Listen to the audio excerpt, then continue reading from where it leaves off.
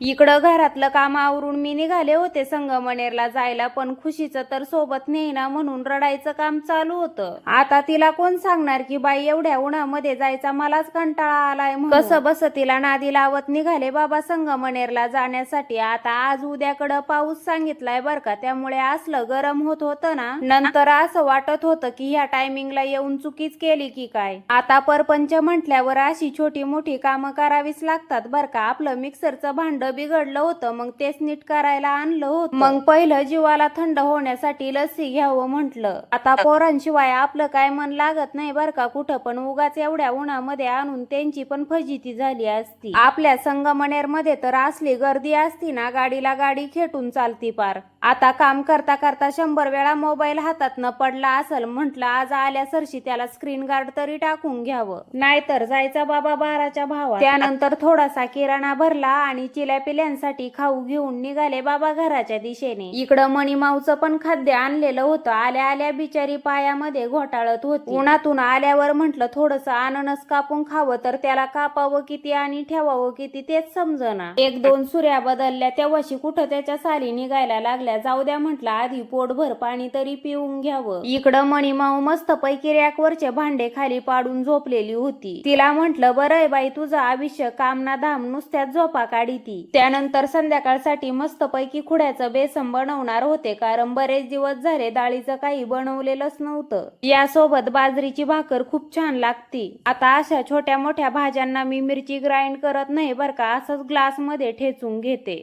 चला तर मग आपलं मस्त पैकी गरम गरम खुड्याचं बेसन तयार आहे. पुन्हा भेटूया आपण उद्याच्या ब्लॉग मध्ये. तोपर्यंत बाय बाय.